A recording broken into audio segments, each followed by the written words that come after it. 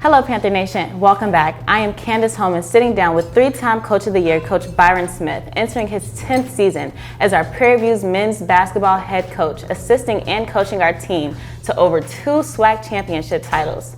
So give us a little bit of background on Byron beyond the court.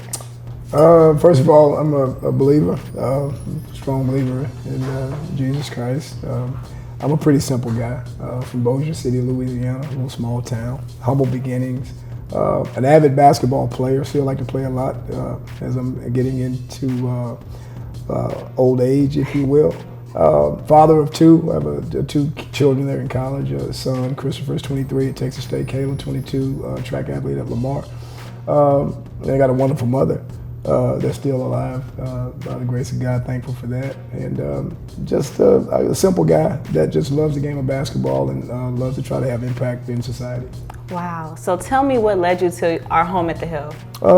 You know what? I worked at Texas A&M for a few years, and I used to drive past this place like all the time. And I never ever came on campus. Never was on campus when I was in college, and had a guy that I used to work with on the coaching staff at Texas Southern, and they extended an opportunity for me to come and be an assistant coach. And I came on campus. I was blown away by how nice it is, and it was, and still is. And just good people. I mean, this Prairie View always feels like family. It felt like a place that I wish I had been introduced to at an earlier stage.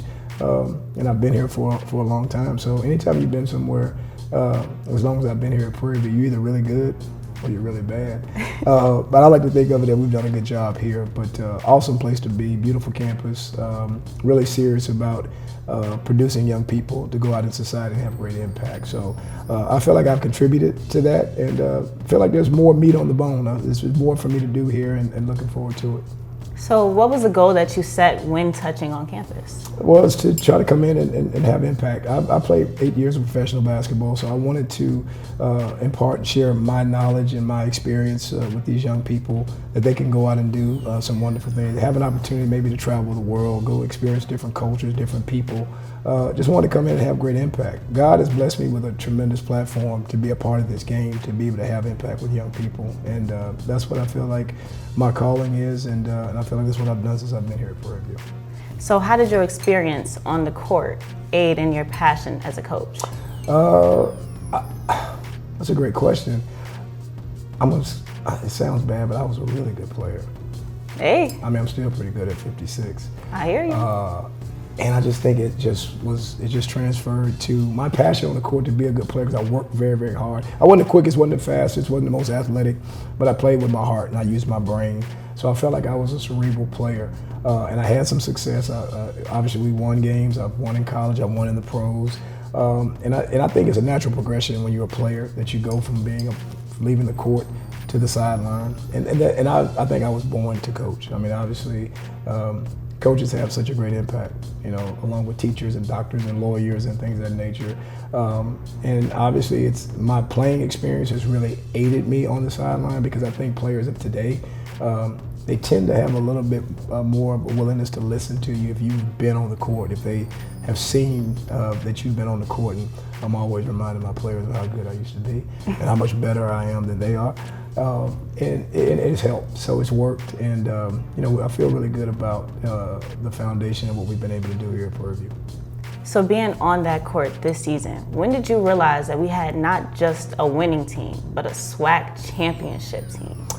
To be honest with you, and a lot of people would be surprised, because this gentleman that I'm going to talk about, he didn't get a lot of fanfare, didn't get a lot of hype, but once we had Lance Williams in the fold, I knew we had a chance to do great things.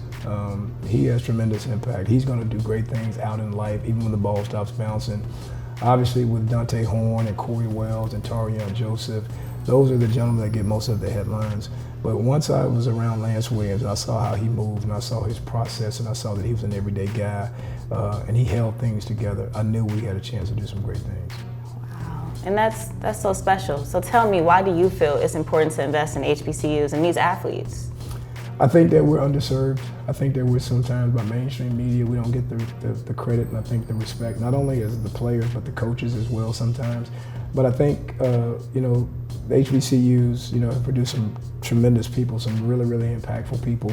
And whatever path you go through in life, you know, if you have God as the center of your life, and you have a strong desire to work hard and you have a great work ethic, to be a good person, to be an everyday person, to love life, to want to help people, not only at the HBCU level, at any level, that you can go out and you can have great, impact. And I think the HBCU individuals just sometimes get a little bit of a hard knock and maybe not the respect that we deserve and that the kids deserve. And I think that kind of fuels us a little bit, you know what I mean, to go out and just to do more. Absolutely. I think the biggest thing with us sometimes is maybe some of the HBCU people don't get the opportunity.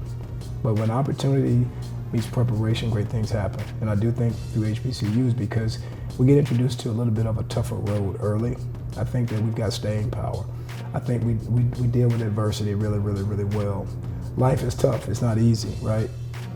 The Bible says, tough times don't last, tough people do. I think HBCU people, because of the road that we have to go, we're built to last. And I'm proud to say that I'm a member of an HBCU institution, and definitely proud of the young men that we've been able to pass through our program, because they're doing great things in life. And the current guys, I think, are gonna knock it out of the park when they get out into the real world.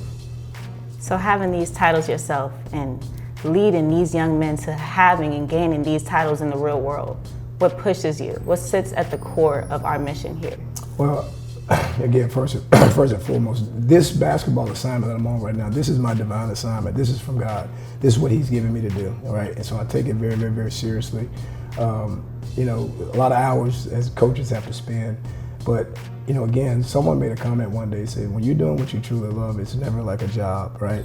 So every morning I come to work, it's like a Saturday morning as a kid, right? So I've got so much enthusiasm, and I have so much more to give. So if you guys think that it's over, it's not over. I got so much more to give. I got so much energy. I'm so excited, about the opportunity, what's in the future. For not only the players, but for my staff. I got a great staff. I got great human beings. They're good fathers. They're good husbands. And that's what we're trying to do with these players. Not only prepare them for the next game, but the game of life. So how would you say this past weekend in Indianapolis aided in that HBCU experience and that overall culture that you plan to give these young men? It was a great time in Indianapolis. Obviously the Final Four, one of the most watched, reviewed, sporting events in the world. And then obviously having the HBCU All-Star weekend was wonderful. Great experience. Definitely honored and blessed to be a part of it, to be the head coach of the Sam Jones All-Stars. Just kind of getting to see, everybody from the HBCU culture being there, and the media people, the players, the sponsorship people and everything. It was just a wonderful experience. We had two players playing, Corey Wells and Dante Horn, and I think they had a great time. And I guess the most important thing is that our team won, which is exciting. So I just got a chance to meet a lot of different people, the mayor of Indianapolis, a lot of different politicians and sponsors and things like that. So it was just a fun experience, one I'll always remember and cherish being a part of. So what would you say was our team's anchor this season? Yeah, again, I think Lance Williams. I can't talk about him enough. He just was. He averaged the most minutes on the team. He was just an everyday guy. Unbelievable effort in practice every day. He controlled the locker room in terms of the morale and making sure guys are staying positive, making sure guys are understanding the mission of the team. And obviously, when you're in competitive sport, obviously there's going to be trials and tribulations. There's going to be frustration. There's going to be maybe sometimes not understanding why I'm not playing that much, or why coach is taking me out of the game for whatever the reason. But Lance was just such a staple. He was a veteran, player for us, and so I would definitely say, he was the anchor, because again, he didn't get a lot of the headlines, but if you really watched us play, he held our team together. So he had a tremendous impact, and we were fortunate to have him this year. Wow. And hearing you talk about Lance in just such a beautiful way, just give a piece of advice that you would give to another aspiring student athlete, someone who doesn't feel like they're getting as much recognition or might be a little dismotivated right now. I think that in our society right now, we're kind of in a microwave type of society, and young people want things right now. It's almost as if they feel like tomorrow's not coming. You just have to exercise patience. You have to believe in your coaching staff, or believe in whoever is leading you. If it's a boss, if it's a professor, if it's a teacher, coach, whatever, you have to establish trust and believe that this person has my best interest. And I think if the believe in is there, I think the buy-in comes second, right? What they're trying to get you to do. So we were fortunate enough that they believed in us, they trusted us. We had great parent support too. I think that helps. And the parents of today, if they would take a more active role and when things aren't going as well, as opposed to celebrating our kids when things are going well, I think the outcome will be a lot better. So this advice is just to be patient, work hard every day, try to help someone else be better, and then you want to be the type of person that people are excited to see you coming as opposed to leaving. Absolutely. Mm-hmm. So what was that moment of realization, that light bulb almost, in that championship game when you realized we are about to be SWAC champions? Well, I mean, it's a surreal moment. We still kind of live it in the moment a little bit because it was just it was a gift from God that our team was able to come together like we did. I told the team all year long, I think we're going to be, well, I know we're going to be a good team. I just didn't know when. And I think we had a really solid preseason. And I think people got really excited. We played well against LSU. We had some good moments against North Texas, good moments against Missouri. So I think people thought we were just going to get into SWAC play and just dominate everybody. And when that didn't happen, I think people kind of got maybe a little bit concerned or whatever the case may be. But it was, our defense is what was our calling card. Obviously, we were very, very good defensively. And as probably 2 weeks to 3 weeks left in the conference is when we kind of start to hit our stride and really started playing really, really good team basketball. Obviously, we won 10 out of our last 12 games, which was really good. But obviously, when you're sitting there in the SWAC championship game and you go up by 19 or 20 against Southern, you're like, man, we are pretty good. But obviously, they made a run and they got back into it. So it was like, you're looking at the clock, you're like, oh man. Would you just go out so the game could be over? But that last 45 seconds when we knew that we had it, 30 to 45 seconds. I mean, it was just a surreal feeling. And obviously, again, all praises to God. Our young people were able to do something that a lot of people are saying is historic. But I think even with that, it was an expectation that was going to happen. Not maybe the way that it did happen, but I think they always had the belief that us winning the SWAC championship was something that was going to happen for us. So describe your coaching philosophy in 3 words. I would say intense. I would say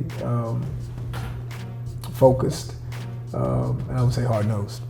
Yeah, I would say that those are 3 that would kind of describe how I am as a coach. And obviously, just being an everyday guy. This is just, again, this is what God has called me to do, and I'm never tired. I don't feel like going today, or this hurts, or that hurts. I get so excited when I'm walking towards the gym, and when I'm in the gym, I'm in heaven. So what legacy do you hope to leave here as a coach and outside of coaching? I think for me, I hope I leave this place better than when I got it, and that's no disrespect to anybody, but obviously the program wasn't where it needed to be when I took over. But through God's grace, mercy, and hard work, and just being an everyday guy, I think we've been able to do some good things. So I hope that I was able to make Prairie View feel really good about their investment in me as the head coach and leader of the program. And just for me moving forward, just wherever I am, I always want to try to be as humble as I possibly can, because it's not promised to us. And when you get opportunities to have impact for young people, that's very, very important, right? And so the message that we give young people, they go out and give to the world. So it's very, very important that we live right, that we live clean, that we live, each and every day appreciative of having, the opportunity to be wherever we are and we're having impact. So I'm really big on the term legacy. A lot of people are into that. I just like to focus on the word impact. I just want to have impact wherever I go. And if you can help one, I think your life's not been in vain.